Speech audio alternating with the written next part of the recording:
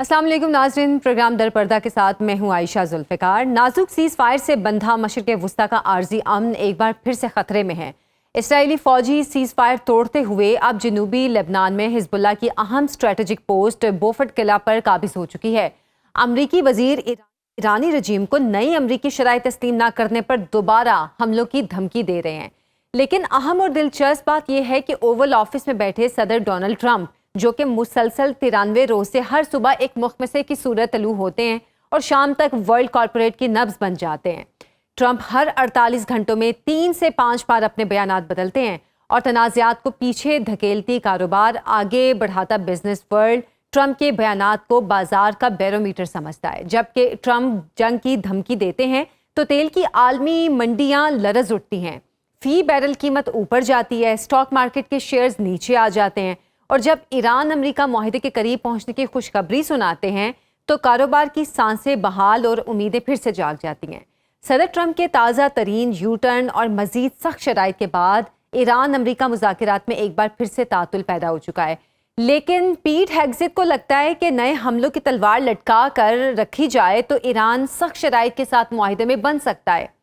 अब सवाल ये है कि क्या अमेरिका ईरान से अफजूदा यूरेनियम की सख्त शराइत मानने पर तैयार हो जाएगा या खलीज के पानियों में फिर से जंग के शोले भड़केंगे। हमारे साथ मौजूद हैं दिफाई तज्जियाकार जनरल रिटायर्ड गुलाम मुस्तफा साहब, vice marshal retired Ejaz Mahmood Malik साहब। बहुत शुक्रिया आप दोनों के वक्त का। गुलाम मुस्तफा साहब, मशरिक़ वुस्ता का अमन फिर से खतरे में है और ईरान सीज़ फायर तोड़ते इसराइल सीज़ फायर तोड़ते हुए जनूबी लबनान में भी हमलावर है और अमरीका ईरान को नए हमलों की धमकी भी दे रहा है, बल्कि साथ साथ उन्होंने तो ओमान को भी धमकी दे दिया है। अब आने वाले दिनों में हम क्या मशरिक़ वुस्ता में फिर से जंग के शोले भड़कते देखेंगे? देखिए, जंग तो जारी थी नवे।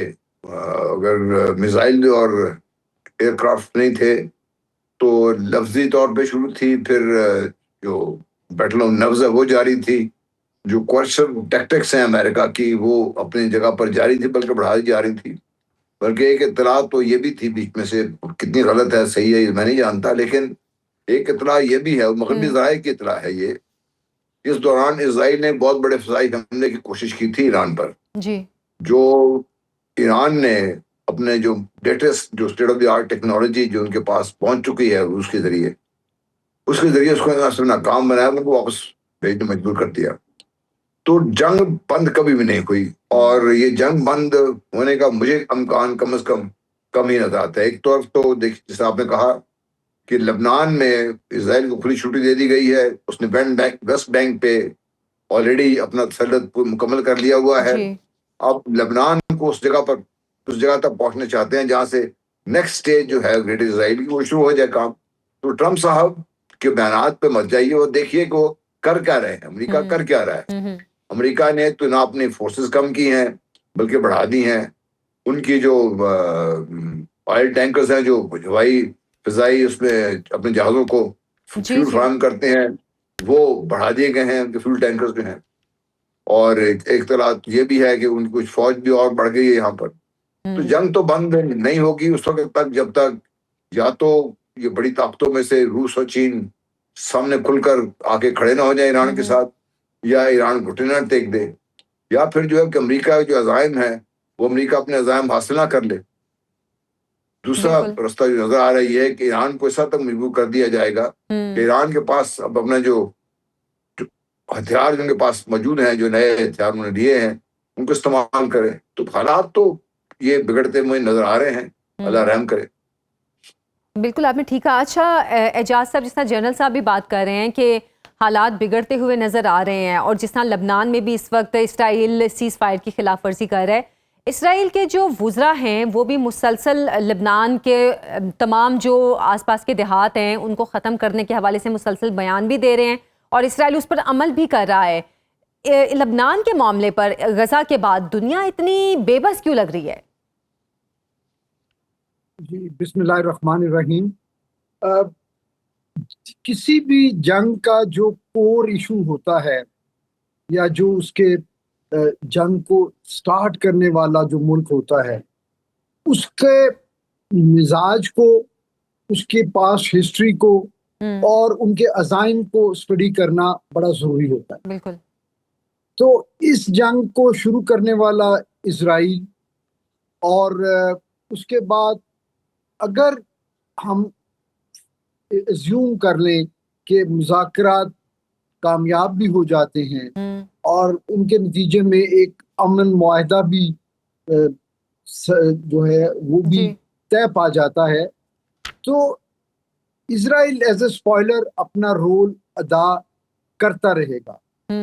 وہ معاہدہ بھی ایک بڑے فرجائل اس کا بنیاد ہوگی، جی جی کیونکہ اسرائیل کی جو گریٹر اسرائیل کا پلان ہے زائنسٹ لابی کا، جس کے لیے ان کو تمام دنیا سے اپنے ہم خیال لوگوں سے فنڈنگ اور سپورٹ حاصل ہے، وہ تو اسرائیل نے اور زائنسٹ نے کبھی ابینڈن نہیں کیا. تو پھر اگر کور ایشو وہیں موجود ہے، وہ انٹینٹ بھی موجود ہے کہ آپ نے اپنے عزائم کو جو ہے پایہ تکمیل تک پہنچانا ہے، تو امن یا سیز فائر کا وقفہ جتنا طویل بھی ہو جائے، وہ بہرحال ایک سسٹینیبل نہیں ہے. میں بالکل جنرل صاحب کی بات سے اتفاق کرتا ہوں کہ یہ سسٹینیبل پیس یا سیز فائر نہیں ہے. ایران نے ایک ٹیمپرری سیز فائر کے بجائے ایک کمپریہنسو اسٹیبل سیز فائر مانگا ہے، جس کو وہ کہتے ہیں کہ جو ایکسس آف ریزسٹنس جن کو وہ کہتے ہیں، جس میں سیریا، لیبنان، ہوتیز شامل ہیں، ان کے لیے بھی امن ہو. ایران جن کو اپنے ایسٹ سمجھتا ہے، اسرائیل اور زائنسٹ اور امریکنز اس کو اس کے پراکسیز کہتے ہیں. جی تو ایران اپنی اس ریڈ لائن سے کبھی دستبردار نہیں ہوگا، اور امریکہ کے لیے یہ پاسبل نہیں ہے کہ وہ جو اس وقت آربیٹریشن میں ہے یا مذاکرات کی خواہش بھی انہوں نے کی، سیز فائر بھی انہوں نے کیا اور اب تک چل رہا ہے، انہوں نے ابھی تک وہ دستبردار نہیں ہوئے اپنے اس کوششوں سے جو پاکستان کے توسط سے ہو رہی ہیں امن کے لیے. لیکن امریکہ کے پاس ایسا کوئی لیوریج نہیں ہے کہ وہ کسی ڈیفائنڈ پیریڈ کے لیے بھی اسرائیل کو اس بات پہ آمادہ کرے کہ وہ سیز فائر کو یا امن کو سیبوٹاج نہیں کرے گا. جہاں تک گارنٹرز کی بات ہے، اگرچہ دنیا تیزی سے ملٹی پولیرٹی کی طرف جا رہی ہے، اس جنگ نے امریکہ کا سول سپر پاور امیج جو ہے اس کو بڑی تیزی سے اروڈ کیا ہے، لیکن میں یہ سمجھتا ہوں کہ ابھی بھی چائنا اور رشیا ابھی وہ رول ایزیوم کرنے کے لیے تیار نہیں. جی بالکل. چائنا ڈیفینیٹلی اکنامکلی تیار ہے، لیکن ملٹریلی ایک اچھا پوٹینشل ہوتے ہوئے بھی وہ امریکہ کو ڈائریکٹلی کنفرنٹ کرنے کی ان میں ابھی کوئی ایسی انڈیکیشن نہیں ہے. وہ ابھی بھی اکنامکس کو ہی پرائرٹی دے رہے ہیں اپنی فارن پالیسی میں. تو اس لیے ان حالات میں میں نہیں سمجھتا کہ اس پورے معاملے کا کوئی شارٹ ٹو مڈ ٹرم کوئی سسٹینیبل حل یقیناً ہوگا. آپ نے بہت اہم بات کی ہے کہ چائنا پوری طرح، ظاہر سی بات ہے، اس جنگ میں آن گراؤنڈ جو ہے ہم کہیں کہ وہ اس میں شامل نہیں ہونا چاہ رہا. ابھی تک وہ زیادہ تر اپنی اکانومی پہ فوکس کیے ہوا ہے. جنرل صاحب، ایران سے معاہدے کے لیے ٹرمپ تیسری بار گول پوسٹ تبدیل کر چکے ہیں اور تہران سے مزید سخت شرائط کا مطالبہ بھی کر رہے ہیں. کس قسم کی یہ شرائط ہیں جو کہ ہر بار بدل جاتی ہیں، ہر بار مزید سخت ہو جاتی ہیں؟ کچھ اگر آپ کو ان نئی شرائط کے بارے میں پتہ ہے تو بتائیے گا. دیکھیے، نئے شرائط کے بارے میں ڈیٹیل تو ابھی تک سامنے نہیں آئی ہے، لیکن جو مجھے اندازہ ہے وہ یہی ہے. نمبر 1 کہ جو فسائل مٹیریل ہے اس کو، اور جو نمبر 2 اسٹریٹ آف ہارمز پہ کنٹرول ہے اس کو، اور نمبر 3 جو ان کی میزائل ٹیکنالوجی ہے جس قسم کے بھی ہے، جہاں پر بھی اس کو ختم کیا جائے. کم از کم یہ 3-4 چیزیں جو گردش کر رہی ہیں. لیکن دیکھیے، یہ سب کچھ شرائط صرف ایک دکھاوا ہے. یہ دکھاوا ہے. یہ شرائط اس لیے نہیں کہ ایران مان لے. اگر یہ بات ہوتی تو ٹرمپ صاحب اپنے پہلے دور میں اس معاہدے کو ختم ہی نہ کرتے، بلکہ اس معاہدے سے آگے چلتے تو شاید حالات اور ڈیفرنٹ ہوتے یہاں پر. لیکن تو انٹینٹ اور ڈفرینٹ ہے نا، یہ بالکل ٹوٹلی ڈفرینٹ انٹینٹ ہے ان کا. اور میں تو بار بار یہ کہہ بھی چکا ہوں اور پھر میں دہرانے کو تیار ہوں کہ ایران ٹارگٹ نہیں ہے ان کا. ایران صرف ایک راستے میں ان کے ایک سٹاپ ہے جس نے تھوڑی دیر کے لیے کو روک رکھا ہے. وہ ایران کے تیل کے ذخائر پہ قبضہ کرنے کے بعد جو جو کیسپین سی ہے اس کے ذخائر پہ قبضہ کر کے پھر روس کو جنوب مغرب سے پریشرائز کرنا چاہتے ہیں، اور چین کا جو بڑھتا ہوا اثر رسوخ ہے سی پیک اور 1 2 اور 3 جو بھی آپ کہہ لیں اس کو ٹوٹلی بلاک کرنا چاہتے ہیں. اگر چین میدان میں آ کر مقابلہ کرنے کی صلاحیت نہیں رکھتا یا وہ اس لیے تیار نہیں ہے، کیونکہ at some point in time China اگر دعویدار ہے اپنے آپ کو سپر پاور منوانے کا تو اس کو امریکہ کو کنفرنٹ کرنا پڑے گا. اگر نہیں کرے گا تو جب یہ کچھ مکمل کر لے گا امریکہ تو پھر آپ بتائیے چائنا کے پاس کیا رہ جائے گا. روس آلریڈی یوکرین میں پھنسا ہوا ہے، اور روس اور باقی لوگوں کے لیے طالبان کو بھی تیار کیا جا رہا ہے. امریکہ باقاعدہ ان پیسے بھی دے رہا ہے، بھارت بھی پیسے دے رہا ہے ان کو کہ افغانستان سے بھی کچھ نہ کچھ شرائط کی جائے. تو ان سب کا روک تھام تو صرف اسی وقت ممکن ہے جب چین اور روس مل کر باقاعدہ میدان میں آ کھڑے ہوں گے، تبھی بات بنے گی، ورنہ نہیں. ورنہ یہ جو کچھ بات چیت ہے، چین اپنے آپ کو صرف ایک ٹریڈر نیشن کے طور پہ ریکگنائز کرا سکا ہے. اس سے آگے طاقت ان کے پاس بے انتہا ہے، ملٹری پاور بھی بے انتہا ہے ان کے پاس. اتنی نہیں ہے جتنی امریکہ کی ہے، لیکن امریکہ کے پاس وہ اسٹرینتھ نہیں ہے جو گراؤنڈ فورسز چائنا کے پاس ہیں. بالکل یا چائنا کی جو ابیلٹی ہے ٹو ابزارب لاسز وہ امریکہ کے پاس نہیں ہے. اس لیے چائنا اگر اپنے آپ کو اس سے دور رکھ کے سمجھتا ہے کہ بیانات سے کام چل جائے گا، یا وہ ٹرمپ صاحب کو جب گئے تھے چین میں جو وہاں پہ ان کے ساتھ ایسا سلوک کر کے بات چیت کر کے اسے کام چل جائے گا، تو نہیں، ایسے کام نہیں چلے گا.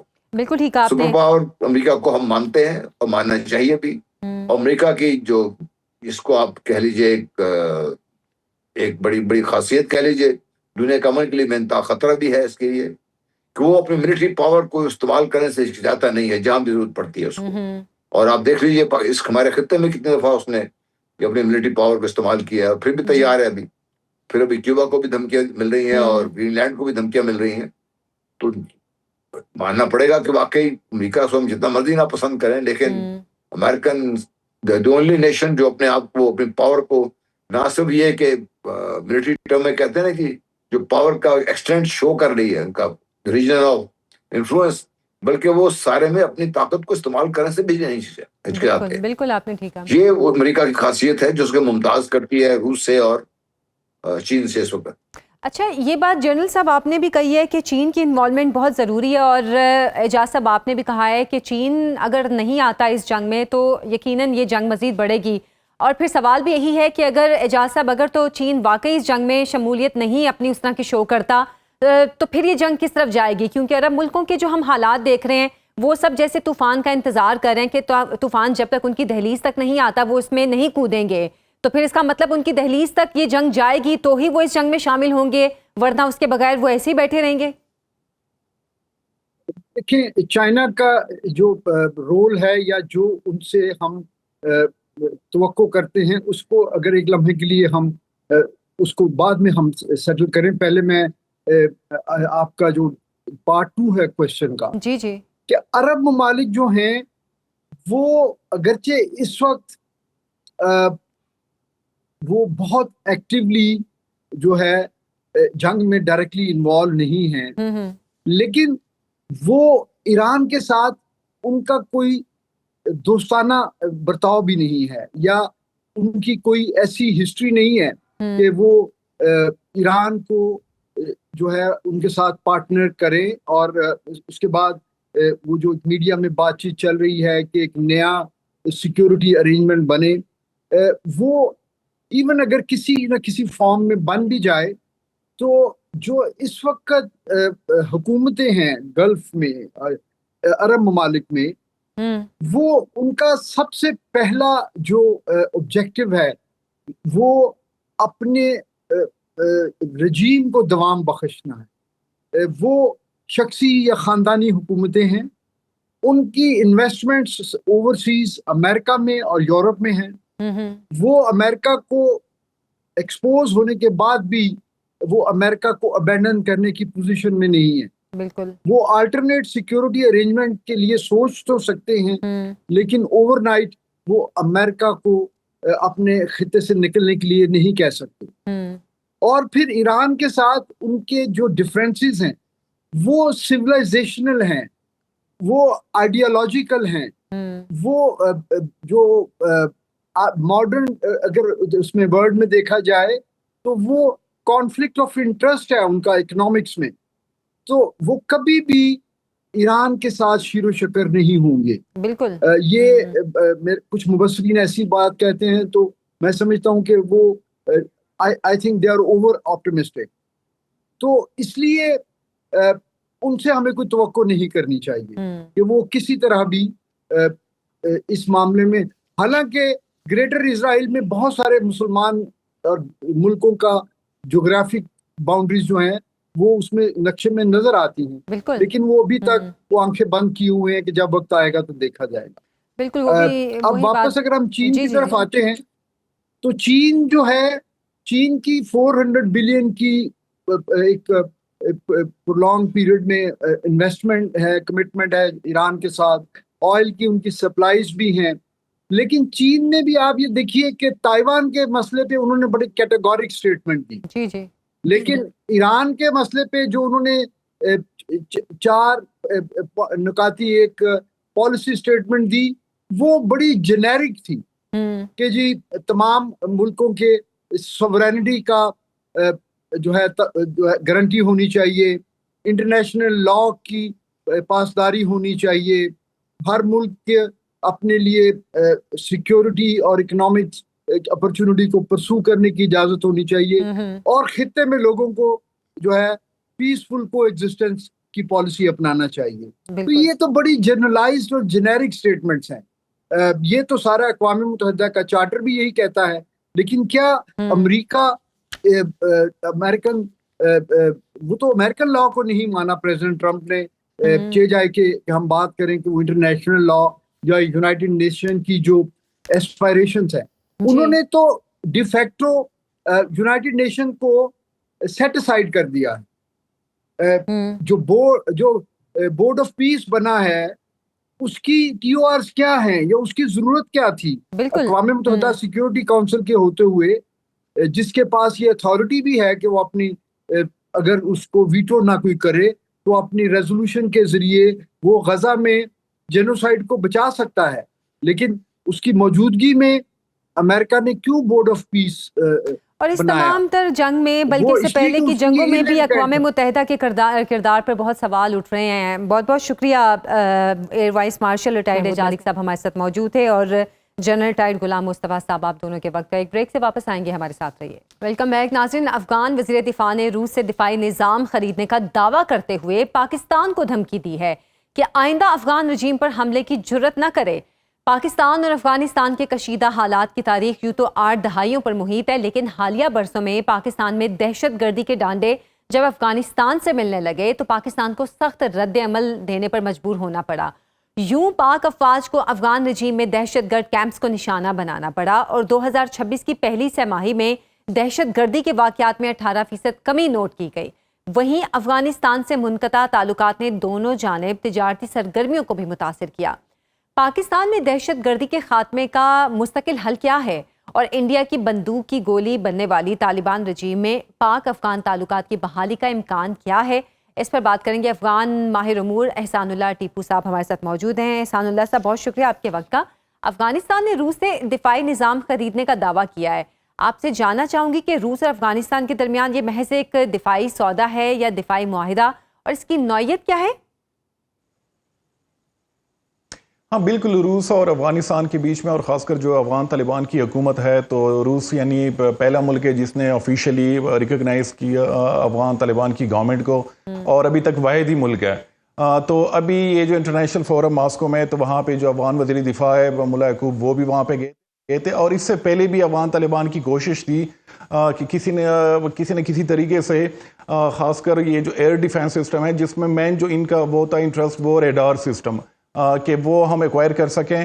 اور ملا یعقوب جو ہے اس سے پہلے بھی یعنی 2022 میں بھی 23 میں بھی ان کے بیانات موجود ہیں کہ وہاں پہ بھی یعنی وہ بار بار یہ کہہ رہے ہوتے ہیں کہ افغان جو ایئر سپیس ہے وہ سیکیور نہیں ہے. وہاں پہ ابھی بھی ڈرونز جو ہیں وہ یعنی کابل تک وہ ہمیں نظر آتے ہیں. تو ہم کوشش کر رہے ہیں کہ کوئی ایسا یعنی ایکوپمنٹ وغیرہ ایکوائر کر لیں تاکہ اس کا کوئی توڑ نکالا جا سکے. تو یہ ان کا پورا وہ تھا.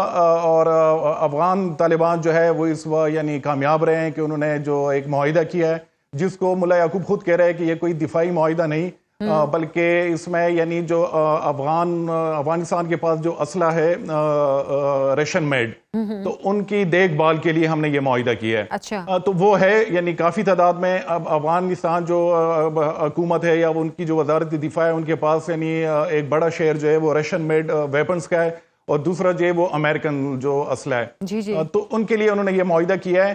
لیکن انہوں نے جب کابل ایئرپورٹ پہ ماسکو سے واپسی پہ انہوں نے جب میڈیا سے بات کی تو وہاں پہ انہوں نے باقاعدہ پاکستان کا نام لیا. حالانکہ پاکستان نے ابھی تک یہ جو معاہدہ ہوا ہے اس پہ کوئی آفیشیل یعنی ہم نے کوئی بیان نہیں دیکھا پاکستانی وزارت خارجہ کی جانب سے یا وزارت دفاع کی جانب سے.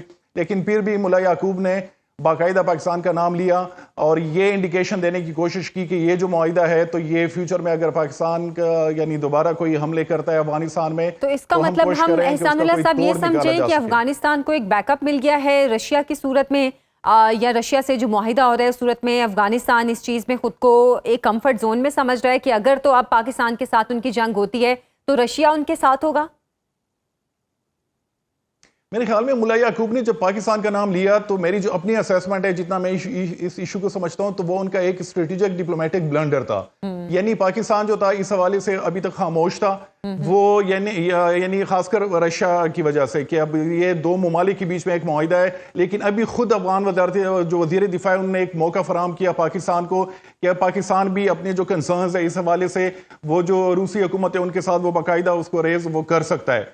تو میرے خیال میں کہ یہ ایک اسٹریٹجک بلنڈر ہے ملا یعقوب کی جانب سے. کچھ لوگوں سے میری بات بھی ہوئی افغانستان میں تو وہ بھی یہ کہہ رہے ہیں کہ پاکستان کو مینشن کرنے کی کوئی ضرورت نہیں تھی. حالانکہ اسی پوری جو یعنی میڈیا ٹاک جو انہوں نے کی تو پہلے جو انہوں نے بات شروع کی تو انہوں نے کہا کہ یہ کسی ملک کے خلاف معاہدہ نہیں ہے یہ ہمارے اپنے انٹرنل یعنی دفاع کے لیے ہے. لیکن آخر میں انہوں نے جب ان سے پوچھا جاتا ہے پاکستان کے والے سے تو وہ باقاعدہ پاکستان کا نام لیتا ہے اور ایک طرح سے تھریٹن کرنے کی کوشش کرتا ہے. تو یہ یعنی ایک ہے وہاں پہ ایک سوچ کہ ابھی تک جو افغان طالبان کے سینئر آفیشلز ہیں وہ خود کو ابھی تک انسرجنٹ لیڈر یعنی وہ جس طرح وہ امریکہ کے خلاف لڑ رہے تھے انسرجنسی کے طور پہ تو وہ ابھی تک ریئلائز نہیں کر پا رہے کہ وہ حکومت میں آئے ان کو اور رسپانسبل ہونا پڑے گا. باقی یہ جو ایئر ڈیفنس سسٹم ہے ان کا ہم نے ابھی اپنے حالیہ اس میں بھی دیکھا ہے کہ پاکستان انڈیا کی جو جنگ ہوئی تو وہاں پہ انڈیا کا جو ڈیفنس سسٹم ہے ایئر ڈیفنس سسٹم وہ کولیپس کر گیا. اور ابھی ایران اور امریکہ اسرائیل جنگ کے بیچ میں بھی ہم نے دیکھا کہ کافی یعنی ایڈوانس امریکن جو ایئر ڈیفنس سسٹم تھا پیٹریاٹ وغیرہ وہ بھی کئی موقعوں پہ یعنی وہ یعنی فیل ہوا. تو میرے خیال میں کہ وہ اگر ایکوائر بھی کر لیں ان کیس پہلے تو مجھے نہیں لگ رہا بالکل کہ جو رشین گورنمنٹ ہے وہ یعنی ایڈوانس قسم کا وہ کوئی ایئر ڈیفنس سسٹم افغانستان یا طالبان کو دے گا. کیونکہ رشیا جو ہے ان کے خود بھی سیریس کنسرنز ہے افغانستان کے حوالے سے. بار بار ان کے بیانات ہم دیکھتے ہیں. میں بھی آپ سے یہی جاننا چاہ رہی تھی احسان اللہ صاحب کہ رشیا کس قسم کا اسلحہ یا دفاعی نظام افغانستان کو دے رہا ہے کہ جس کی بنیاد پر اتنے کانفیڈنس سے انہوں نے پاکستان کا نام لیا اور پاکستان کو دھمکی بھی دی. ایک تو یہ کہ ایک اور چیز یہ سمجھنے کی ضرورت ہے کہ ملا یعقوب جو ہے وہ افغانستان کے وزیر دفاع ہیں. تو جب بھی پاکستان کی جانب سے وہاں پہ حملہ ہوتا ہے تو زیادہ جو کریٹیسزم یعنی تنقید کا سامنا کرنا پڑتا ہے وہ ملا یعقوب کو ہی کرنا پڑتا ہے. لوگ ان سے پوچھنا شروع کرتے ہیں کہ ہمارے وزیر دفاع یا وزارت دفاع کیا کر رہی ہے. تو انہوں نے اس کو ایڈریس کرنے کی ایک کوشش کی ہے جو یعنی ڈومیسٹک جو کراؤڈ ہے آڈینس ہے اور اس میں رشیا کی جانب سے یعنی جس طرح میں نے بات کی کہ ایڈوانس جو سسٹم ہے وہ تو وہ کبھی نہیں وہ دیں گے. دوسرا یہ کہ ہاں ان کو ریڈار کی مد میں چیزیں مل سکتی ہیں ان کو اینٹی ایئر کرافٹ گنز جو ہیں جو کہ میرے خیال میں آج کل جو ایک انوائرمنٹ بننا ہوا ہے تو اس میں یہ چیزیں کامیاب ثابت نہیں ہو سکتی. دوسرا یہ کہ ملا یعقوب نے خود یہ اس بات کی بھی یعنی وہاں پہ یعنی ایکسپلینیشن دی کہ مین جو فوکس ہے وہ یہ جو رشین میڈ اسلحہ جو ہمارے پاس ہے تو ان کی دیکھ بھال کرنے کے لیے ان میں کچھ جہازوں کا انہوں نے نام لیا جو ہیلی کاپٹرز ہیں ان کا نام لیا کہ ان کی یعنی ریپیئرنگ کے لیے ہم ان کے ساتھ یہ معاہدہ ہم نے کیا ہے. صحیح. اچھا جغرافیائی لحاظ سے پاکستان اور یقیناً پاکستان کے ساتھ افغانستان بھی ہے تو بہت اہم ملک ہے افغانستان بھی. تو ہم اس کو یہ بھی اس طرح بھی دیکھ سکتے ہیں کہ رشیا افغانستان میں اپنا اثر رسوخ بڑھانا چاہ رہا ہے، اسی لیے یہ ڈیل ہوئی ہے، یا پھر پس پردہ کچھ اور بھی محرکات ہیں؟ رشیا کا جتنی میری انڈرسٹینڈنگ ہے یا جو کچھ رشین یعنی ڈپلومیٹس ان سے بات ہوتی ہے تو ان کا ایک مین کنسرن یہ ہے کہ افغانستان جو سرزمین ہے یا جو طالبان کی حکومت ہے تو وہاں پہ ایسے ایلیمنٹس ہیں جو رشیا کے لیے فیوچر میں اور ابھی بھی وہ ایک تھریٹ کے طور پہ اس کو وہ دیکھ رہے ہیں، جس میں ان کے سینئر آفیشلز نے کئی موقعوں پہ بیانات دیے ہیں کہ 22,000 سے لے کے 25,000 تک ایسے فورن فائٹرز ہیں افغانستان میں جو کہ پورے ریجن کے لیے خطرہ وہ بن سکتے ہیں۔ تو میرے خیال میں کہ ایک طرح سے کوشش کی گئی ہے رشیا کی جانب سے کہ ان کا جو مین کنسرن ہے داعش خراسان کے حوالے سے کہ افغان طالبان اور رشیا کے بیچ میں کوئی اس طرح کی اسٹریٹجک انڈرسٹینڈنگ ہو کہ یہ والا جو تھریٹ ہے اس کو یعنی فیوچر میں اگر افغان طالبان کو کسی چیز کی ضرورت ہو تو وہ رشیا ڈیفینیٹلی وہ پرووائڈ کرے گا داعش خراسان کی حد تک، یا باقی بھی اس طرح کے گروہ ہو سکتے ہیں۔ ایک اور جماعت ہے وہاں پہ جماعت انصار اللہ، ان کے حوالے سے بھی رشیا کے کنسرنز ہیں۔ تو یہ مجھے لگ رہا ہے کہ رشیا کا جو مین انٹرسٹ ہے وہ اس حوالے سے ہے کاؤنٹر ٹیررزم کے حوالے سے، اور باقی اسی کو یعنی افغان طالبان کو اوبلائج کرنے کے لیے انہوں نے یہ ڈیفینس معاہدہ وہ کسی یعنی ایک لیول پہ ان کو خوش کرنے کے لیے کہ چلے ہم یہ بھی دیں گے ریٹرن میں، لیکن آپ لوگ یہ ہمارا جو پرابلم ہے جو ہم ایک ٹیررسٹ تھریٹ فیس کر رہے ہیں ان کے حوالے سے آپ کو بھی یعنی ریٹرن میں کچھ دینا ہوگا۔ صحیح۔ اچھا احسان اللہ صاحب، امریکہ اور چین پہلے افغانستان میں منرل ایگریمنٹ کر رہے ہیں اور اب روس بھی ہم پارٹنر بن کر سامنے آ رہا ہے۔ 3 بڑی سپر پاورز افغانستان میں یہ موجودگی کسی بین الاقوامی ہم یہ کہہ سکتے ہیں کلیش کا سبب بھی تو بن سکتا ہے؟ کلیش کے تو یہ کہ یعنی ایک ہے یہاں پہ سوچ کہ امریکہ جب یہاں سے نکلا دوحہ یعنی معاہدے کے بعد تو یعنی کچھ ہے یہاں پہ جو جس پہ پرسنلی میں خود بلیو نہیں کرتا، تو یہ ایک سوچ ہے یہاں پہ پورے ریجن میں کہ یعنی وہ امریکہ چاہ رہا تھا کہ یعنی چائنا کے لیے یا افغانستان جو ہے وہ ایک مسئلہ بنا رہے فیوچر میں، اور وہ آلریڈی چائنا کی بھی کنسرنز ہے سیکیورٹی کے حوالے سے۔ کچھ اس طرح کی تنظیمیں ہیں جو چائنا مخالف تنظیمیں ہیں جس میں ترکستان اسلامک پارٹی ہے، اس میں ATIM وغیرہ ہے، اور چائنا بار بار اس کا ذکر بھی کرتا آ رہا ہے۔ تو چائنا کے بھی ہیں کنسرنز، رشیا کے بھی ہیں، سنٹرل ایشین خاص کر جو تاجکستان ہے ان کے بھی سیریس کنسرنز ہے۔ پاکستان تو آلریڈی یعنی باقاعدہ جنگ ہوئی ہے دونوں ممالک کے بیچ میں، اور ابھی بھی جو آپریشن تھا وہ ابھی تک یعنی پاکستان نے ان کو آفیشیلی یا فارملی اس کو یعنی ختم نہیں کیا، وہ کسی وقت دوبارہ بھی جاری ہو سکتا ہے۔ حالانکہ دوسری جانب یعنی مذاکرات بھی ہو رہے ہیں، اورمچی جو پروسیس ہے وہ بھی ٹریک 2 بھی ہو رہا ہے ساتھ میں، لیکن جو ہیں کنسرنز افغان طالبان کے حوالے سے وہ سیریس قسم کے ہیں، خاص کر جو ریجن کے ممالک ہے، تو وہ ایک طرح سے تھریٹ یعنی سمجھ رہے ہیں۔ اور افغان طالبان کی بھی ایک کوشش ہے کہ پاکستان کے علاوہ باقی جتنے بھی ممالک ہیں کہ ان کے یہ والے جو کنسرنز ہیں ان کو ہم ایڈریس کریں، اور اس میں ہم نے دیکھا بھی ہے کہ جتنے بھی یعنی چاہے وہ سنٹرل ایشیا مخالف گروہ جو افغانستان میں بیسڈ ہیں، چاہے چائنا مخالف گروہ، تو وہ اس طرح کی ایکٹیویٹیز نہیں کر رہے ان ممالک کے خلاف جس طرح جو پاکستانی طالبان ہیں وہ پاکستان کے خلاف کر رہے ہیں۔ اچھا، یہ کیا ایسا ممکن ہے کیونکہ انڈیا کے بھی افغانستان کے ساتھ تعلقات کچھ عرصے میں بہتر ہوئے ہیں اور رشیا کے ساتھ تو ویسے ہی انڈیا کے تعلقات ٹریڈنگ کے معاملے میں بھی بہت اچھے ہیں، کیا ایسا ممکن ہے کہ رشیا اور انڈیا مل کر افغانستان میں کچھ نئی پالیسیز بنانے کی کوشش کر رہے ہوں؟ کیونکہ آپ بھی بات کر رہے تھے کہ رشیا پہلا ملک ہے جس نے طالبان کی حکومت کو ایکسیپٹ کیا اور شاید واحد ملک ہی ہے، تو کیا ایسا ممکن ہے کہ اس میں انڈیا کی انوالومنٹ بھی ہو؟ ایک چیز یعنی سمجھنے کی ضرورت ہے کہ جو رشیا ہے پچھلے کچھ سالوں سے پاکستان کے ساتھ ان کے خاص کر جو اسٹریٹجک فرنٹ پہ جو تعلقات ہیں وہ کافی بہتری کی طرف جا رہے ہیں۔ دونوں طرف سے سینئر جو ڈیلیگیشنز ہیں وہ بھی یعنی آتے جاتے ہیں، اور رشیا کو بھی اچھی طرح اس چیز کی یعنی ریئلائزیشن ہے کہ پاکستان کا جو اسٹریٹجک ویلیو ہے وہ کافی زیادہ ہے افغانستان کے مقابلے میں، اور آلریڈی جو یعنی ISKP جو داعش خراسان ہے اس کے حوالے سے جو پاکستان یعنی یہاں پہ اقدامات لے رہا ہے، تو اس حوالے سے بھی رشیا جو ہے وہ یعنی مطمئن نظر آ رہا ہے، کیونکہ 2024 میں میرے خیال میں کہ 23 میں ایک جو بہت بڑے طرز کا حملہ کیا تھا داعش خراسان نے ماسکو میں کیا تھا، تو اس کے بعد یعنی حالانکہ افغان طالبان جو ہے مسلسل پاکستان پہ الزام وہ لگا رہے ہیں کہ ISKP پاکستان میں ہے، لیکن ہم نے رشین گورنمنٹ کی جانب سے ایسا کوئی بیان نہیں دیکھا، بلکہ پاکستان کی جانب سے جب بھی ایکشن لیا گیا داعش خراسان کے خلاف رشیا نے اس کو اپریشیٹ کیا۔ تو مجھے نہیں لگ رہا ہے کہ رشیا جو ہے یعنی افغانستان کو ان کے جو اسٹریٹجک تعلقات ہیں انڈیا کے ساتھ اس میں یعنی وہ لانے کی کوشش کرے گا، وہ زیادہ تر یعنی جو پاکستانی کنسرنز ہیں اس حوالے سے یعنی وہ دیکھے گا، اور میری اپنی بھی اطلاعات ہیں، فرسٹ ہینڈ اطلاعات ہیں کہ رشیا جو ہے ان کی بھی کوشش ہے کہ جو ارومچی میں چائنا نے ایک پروسیس شروع کیا ہے افغانستان اور پاکستان کے بیچ، کہ اگر ان دو چائنا کو ضرورت پڑی رشیا کی تو رشیا بھی فیوچر میں یعنی وہ کر سکتا ہے، میڈیٹ کر سکتا ہے، وہ اس طرح کی یعنی فیسیلیٹیشن کر سکتا ہے. تو مجھے نہیں لگ رہا ہے کہ وہ ایک بیٹل گراؤنڈ کہہ لیں، پراکسی بیٹل گراؤنڈ افغانستان ثابت ہوگا رشیا اور انڈیا کے بیچ میں جو ہیں ایک اسٹریٹجک تعلقات کی وجہ سے. بہت شکریہ احسان اللہ ٹیپو صاحب آپ کے وقت کا. ایک بریک سے واپس آئیں گے. بجٹ کی آمد ہے اور نئے خدشات بھی سر اٹھا رہے ہیں اور امکانات معدوم سے معدوم ہوتے جا رہے ہیں. یہ سوال اب غیر ضروری لگتا ہے کہ حکومت بجٹ میں عام آدمی کو ریلیف دینے کے لیے کیا پروگرام بنا رہی ہے، لیکن عوام مایوسی سے امید کشید کرنا چاہتے ہیں. سو ہم بجٹ اور مہنگائی کے خدشات میں ریلیف کی امید پر بھی بات کریں گے اور جانیں گے کہ قوم کے معاشی مسائل کی حقیقت اور آنے والے بجٹ سے کیا توقعات رکھی جا سکتی ہیں. انرجی ایکسپرٹ ڈاکٹر فیض چودھری صاحب ہمارے ساتھ موجود ہیں.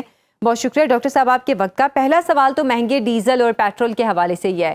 امریکہ ایران معاہدے کی صورت میں ملک میں جو پیٹرول ڈیزل کی قیمتیں بڑھی ہیں، یہ کب تک معمول پر آنے کا امکان ہے؟ جی thank you for having me. Again جیسے جیسے ایگریمنٹ ہو جاتا ہے اور صورتحال نارملائز ہو جاتی ہے، پرائسز بھی نارملائز ہو جانی چاہیے اصولی طور پہ. تو میں یہ سمجھتا ہوں 2 ہفتے تو کافی ہوں گے پرائسز کو نارملائز ہونے میں ایگریمنٹ کے بعد، کیونکہ وہ جو ترسیل کا نظام جو رکا ہوا ہے جس وجہ سے ہمیں ہائی پرائسز دیکھنی پڑی ہیں، تو مارکیٹ بھی سٹیبلائز ہو جائے گی اور پرائسز نارمل صورتحال انشاءاللہ 2 ہفتے تو کم از کم لگیں گے. اچھا، مطلب ابھی بھی ہم یہ امید رکھیں کہ اگر تو معاہدہ ہو جاتا ہے، اگر تو ڈیل ہو جاتی ہے تو 2 ہفتے لگیں گے، اور اگر ڈیل نہ ہوئی تو پھر ہم کتنا ٹائم اس کو دیکھ سکتے ہیں؟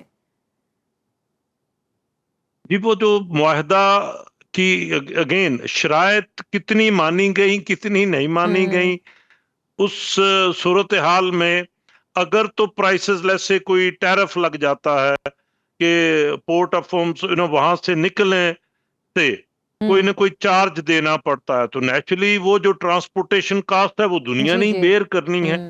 تو وہاں تو پھر وہ جو پہلے ہماری جو پرائسز تھی اس سے تو وہ زیادہ ہی ہوں گی. تو معاہدے کے بغیر چارہ ہے نہیں. دنیا ساری اب اس چیز کو واضح طور پہ وہ ایک شخص جو ہے وہ اس کی نظر میں ہے، اور یہ ساری عمر کی لڑائی تو چل نہیں سکتی. تو تھوڑی سی پرائسز اگر معاہدہ بہت ہی اچھا ہوا، اچھی ٹرمز پہ ہوا تو بالکل نارملائز ہو جائیں گی. لیکن اگر اس میں تھوڑے سے ایفیکٹ بٹ ہو گئے اور اس میں کچھ ٹیرف کی ڈیمانڈ آ جاتی ہے ایران کی طرف سے اور وہ ایگریمنٹ بھی ہو جاتا ہے، تو کیونکہ وہ سیکیورٹی کے اگینسٹ وہ ٹیرف ڈیمانڈ کریں گے، تو وہ تھوڑی سی پرائسز پھر جو پہلے پرائسز تھی اس سے وہ 10-15% زیادہ ہونے کی امید ہے. لیکن فیصل پیٹرول کی ایکچوئل پرائس میں پیٹرولیم لیوی کے 117 روپے عام آدمی کو بہت دکھتے ہیں، اور اب جو ٹیکس بھی آنے والا ہے اس میں بھی مطلب جو دیکھا جا رہا ہے صورتحال کے قیمتیں جو ہیں وہ اس کا جو اصل میں ٹیکس ہے وہ عام آدمی کو ہی ادا کرنا پڑے گا. تو کیا دنیا بھر میں یہی فارمولا ہوتا ہے کہ عام آدمی یا جو ایلیٹ کلاس ہے ان دونوں میں سیم ٹیکس ہی لاگو کیا جاتا ہے؟ نہیں، ٹیکس کی تو سلیبز ہوتی ہیں کہ جو لو انکم گروپ ہوتا ہے ٹیکس اس پہ بھی ہوتا ہے، لیکن جیسے کینیڈین نظام میں جو لویسٹ ٹیکس ریٹ تھا وہ اس کی کچھ منیمم انکم لیول ہے، ہر چیز ڈاکومنٹڈ ہے. تو آج سے 10 سال پہلے اگر میں بات کروں جب میں وہاں کا ٹیکس پیئر تھا تو تقریباً 29,000 to 30,000 کی جو انکم تھی اس پہ وہ ٹیکس نہیں ہوتا تھا. لیکن اس سے جو زیادہ ٹیکس جو انکم ہوتی تھی اس پہ وہ بتدریج ٹیکس کی شرح بڑھاتے جاتے ہیں. جیسے ہی آپ کی پہ $100,000 پر اینم سے بڑھ جاتی تھی یا 120 سے، تو 49% ٹیکس ریٹ بھی انڈیویجولز کو دینا پڑتا ہے. یعنی کہ $100 تنخواہ یا $100 بڑی 50% ٹیکس لگ گیا. تو یہ इसी तरह जो तरक्की याफ्ता कौमें हैं वो अपनी इकॉनमी को डॉक्यूमेंट करती हैं और हर एक को बहुत अपने सहूलियत देती हैं, अपने जो शहरी होते हैं, और जो हाई इनकम ग्रुप होता है उसको वो टैक्स ज्यादा करते हैं। बिल्कुल अच्छा, ठीक आपने दूसरी बात, जी असल में हम अभी भी सारी बात सप्लाई की कर रहे हैं कि सप्लाई हमारी बहुत ज्यादा जो है ना उसी पे हमारी तवज्जो है कि जी वो सप्लाई कम होगी तो क्या करेंगे। जी तो हमने कभी अपने एज ए कौम अपनी डिमांड को नहीं देखा, क्या मैं डिमांड भी कम कर सकता हूँ, क्या मैं कुछ एफिशिएंसी ला सकता हूँ। जैसे हमने ऑस्टेरिटी मेजर्स किए कि हमने जो गवर्नमेंट की गाड़ियां थी, चले भी आपने 60% नहीं इस्तेमाल करनी, 40% तक रखें। इसी तरह जो पब्लिक है वो भी कार पूलिंग कर सकती है, कम्यूट कर जब करें, या जो हफ्ते का काम है, हम तो रोजाना बाहर निकलने के रश तो मैं तो कम नहीं देख रहा। तो हमने as a com, as an individual भी ये रिस्पॉन्सिबिलिटी बिल्कुल है आपने ठीक कि वो बात कही अपनी जो है। ग्रोसरी आपने करनी थी। बहुत अहम नुक्ता भी जी उठाया है फैज चौधरी साहब, और अभी हमें वापडा के साथ नरशद एच अब्बासी साहब ने भी ज्वाइन किया है, उनसे भी इन मामलात के हवाले से बात करते हैं। बहुत शुक्रिया आपके वक्त जी का। अरशद साहब, एनर्जी क्राइसिस पाकिस्तान का सबसे बड़ा मसला है और 17 से 20 अरब डॉलर का सालाना एनर्जी बिल मईशत पर भी बोझ है, लेकिन हमारा हाल ये है कि तेल गैस की मजीद तलाश की बजाय पुराने कुएं भी बंद करने में लगे हैं, हालांकि ओगरा इसी मर्ज की दवा है। ऐसा क्यों है? आपने बहुत बहुत शुक्रिया आपका, आपने मुझे इनवाइट किया। मैं वही अरशद एच अब्बासी हूँ जिसने 2013 से लेके 2018 तक एक आवाज, एक एहसन इकबाल, शाहिद खकाना अब्बासी के साथ बड़े बड़े एक डिबेट की कि देखो आप ये जो कोयले के पावर प्लांट लगा रहे हैं या जो एलएनजी के पावर प्लांट लगा रहे हैं, ये पाकिस्तान के लिए सरको डेट क्रिएट करेगा। बदकिस्मती से मेरी एक एक बात सही साबित हुई और एलएनजी से एक रफ असेसमेंट है 52 बिलियन डॉलर का मैं नुकसान हो गया। मैं फिर कह रहा हूँ 52 बिलियन डॉलर का। और भी जो सर्कुलर डेट अभी गैस में है वो 3600 अरब है। आप कह सकते हैं कि 12 बिलियन डॉलर ये भी है।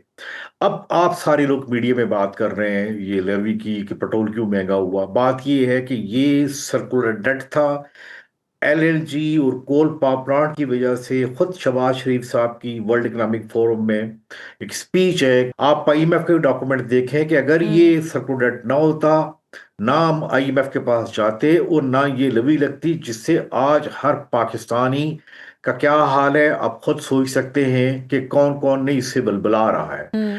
मैं अगर आपको कहूं तो इसका इम्पैक्ट गरीब लोगों में क्या आ रहा है वो आप बेहतर जानते, आप मीडिया में हैं। अब एक बात है जो बड़ी एक बदकिस्मती है कि अभी तक रेमेडियल एक्शन नहीं किए गए। आपने अभी बात कहा कि हमने कुएं बंद कर दिए। देखिए अगेन आपने पता नहीं इत्फाकन मुझे बुला लिया। मैं वही अरशद अब्बासी हूँ जिसको अमेरिका ने 6 माह में शेल गैस के ऊपर ट्रेनिंग दी और उस वक्त से अब तक लगे हुए हैं कि एक पॉलिसी 6-4 पेजेस की अनाउंस कर दो। हमारे पास आप कह सकते हैं कि 12 ट्रिलियन डॉलर की शेल गैस हमारे पाकिस्तान में है और अमेरिकन उस वक्त कहते थे कि you are sitting on the gold mines. अब आप देखिए कि हमारे तकरीबन 6 साल बाद एक मुल्क है अर्जेंटीना, आप जानते होंगे फुटबॉल के रफ्तर से उसने शेल गैस का सफर शुरू किया। आज 70% उसकी गैस जो है वो शेल गैस से आ रही है। हमारे पास अपनी ये गैस है, सिर्फ हमने पॉलिसी अनाउंस की नहीं की। उसकी वजह क्या है? ओगरा, ऑयल इंपोर्टिंग माफिया और कुछ हमारे सचिव अरब ममालिक भी है। वो कभी भी नहीं चाहते, मैं बात सच कर देता हूं, कि हम तेल में और गैस में खुद कफील बने। शेयर गैस क्या लेकिन है आपकी इस हवाले से थोड़ा डिटेल से अरशद साहब, शेयर गैस क्या है इस हवाले से बताएंगे? देखिए शेल गैस एग्जैक्टली वही गैस है, नेचुरल गैस, हुई गैस जिसे हम कहते हैं, लेकिन ये ट्रैप ही होती है जो नीचे रॉक्स होती हैं यानी चट्टानें होती हैं उसके अंदर ट्रैप हुई होती है। अच्छा।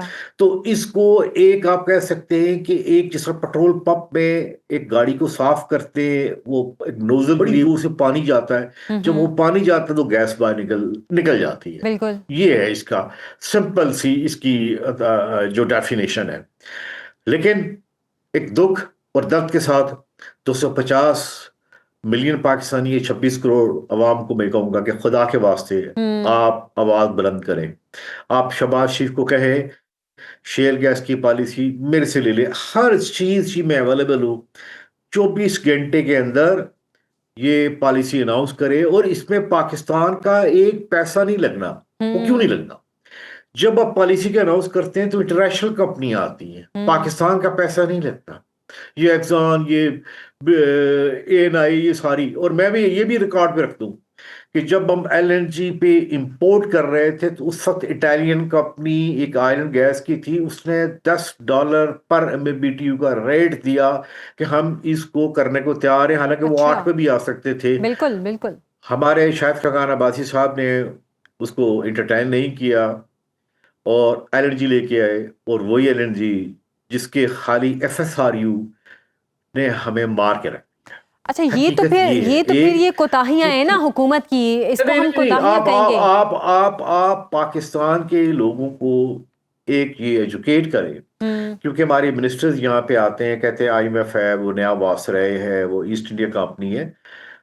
پہلے یہ دیکھیں آپ گئے ان کے پاس، کیوں گئے ہیں؟ $7 بلین لینے کے لیے کہ آپ نے سرکولیٹر، آپ نے قطر کے پیسے دینے تھے، IPP کے پیسے دینے، آپ نے چائنا کے پیسے دینے تھے. انہوں نے کوئی دعوت نامہ نہیں بھیجا تھا آئے ہمارے پاس. غلطی ہماری ہے، اور غلطی چھوٹی سی نہیں ہے. یقین کریں، اگر آپ، چونکہ میں ایک پبلک آدمی ہوں، میں کام ہوں، میری کسی منسٹری سے کسی سے کوئی ایکسیس نہیں ہے، نہ میں ہوں. آپ میری رائٹنگ دیکھیں، میرا وہ دیکھیں کہ خدا کے واسطے اس ملک کے پر رحم کریں. میں کہہ رہا ہوں کہ کوئی مسیح تو کبھی آئے گا. صرف آپ یقین کریں 24 گھنٹے کی بات ہے. 24 گھنٹے میں پالیسی آئے گی. پالیسی کیا ہے؟ ایک اوپن انویٹیشن ٹینڈر کہ آئے جی پاکستان میں شیل گیس کو تلاش کریں. اس سے پہلے بھی یہ سوئی، زمزمہ، یہ امریکن کمپنیز کی ایکسپلوریشن ہے، ہماری نہیں ہے. فیض صاحب بھی ہمارے ساتھ موجود ہیں، ان سے بھی اس پہ ان کی رائے لے لیتے ہیں. فیض صاحب، آپ کیا کہیں گے جو جس طرح ارشد صاحب کہہ رہے ہیں شیل گیس کے حوالے سے، کیا واقعی اس سے پاکستان کا انرجی یا گیس کا جو کرائسس ہے وہ دور ہو سکتا تھا؟ اگر شیل گیس ہمارے پاس، اس کے جب ایکسپلوریشن پہلے کریں، پروون ریزرو ہوں، تو گیس کہیں کے بھی وہ تو فائدہ ہی فائدہ ہے. اس کے ہمارے اپنی انڈیجنس ریکوائرمنٹ پوری کرنا یہ ہر قوم کی یہ اولین ترجیح ہونی چاہیے. جیسے ارشد صاحب نے کہا، ہم کیوں امپورٹ بیس کو، جیسے آپ نے کہا کہ وہ آئل مافیا، یا ہم کیوں امپورٹ کرتے ہیں؟ اگر میرے گھر میں ایک چیز ہے تو میں اس کو پروان چڑھاؤں، میں اس کو ترجیح دوں، تو میں کیوں امپورٹ کروں؟ بالکل. اس حوالے سے جیسے ذکر ہوا کہ ایک ہے سپلائی سائیڈ کا سلوشن. میں پھر کہتا ہوں، سپلائی سائیڈ پہ جیسے شیل گاس ڈھونڈی جا سکتی ہے، ہمارے ادھر نارتھ میں کہیں آئل بھی ہوگا، اپنی ریفائنری امپروو کی جا سکتی ہیں، اور اپنے امپورٹ بل کم کیا جا سکتا ہے. جیسے ہم نے ابھی الیکٹریکل وہیکل کی طرف چل پڑے، اگر ہم نے الیکٹرک جو گیس کا غلط استعمال کیا، اس کا تو ذکر ہم کریں کہ ہم نے پچھلے 50-60 سال سے صرف 10-15% ایفیشنسی پہ اس گیس کو پھونک دیا چولہوں میں اور پانی گرم کرنے میں. تو ہم اپنے بیہیویئرز پہ تو بات کریں. اور ابھی جو آپ کے جس کی وجہ سے آپ کی ڈیمانڈ اتنی ہے، وہ تو ہے آپ کی پیک ڈیمانڈ جو کہ گرمیوں میں ہے. یہ سردیوں میں کہاں چلی جاتی ہے، جو کہ 12,000 سے نہیں بڑھتی، گرمیوں میں 30,000 ہے. اور پھر مجھے امپورٹ ڈیپینڈنٹ کر دیا، اور مجھے یعنی سرکولر ڈیٹ میں دھکیل دیا. تو میں نے اپنے سولوشن ڈیمانڈ سائیڈ کے کیوں نہیں ڈھونڈے؟ میں پھر کیوں سپلائی سائیڈ کے سولوشن کی طرف چل پڑتا ہوں؟ میں چاہتا ہوں ان کو بیلنس رکھا جائے. جی بالکل، آپ نے ٹھیک کہا. ہم اس کو یہی کہہ سکتے ہیں، انڈیویجولی بھی اور کلیکٹیولی بھی یہ غلطی عوام کی بھی ہے اور حکومت کی بھی ہے، جس کی وجہ سے یہ بحران بھی پیدا ہوا ہے، چاہے وہ بجلی کا ہو، توانائی کا ہو یا گیس کا ہو. بہت بہت شکریہ ڈاکٹر فیض چودھری صاحب. ارشد عباسی صاحب ہمارے ساتھ موجود تھے. آج کے پروگرام سے اجازت دیں. اللہ حافظ.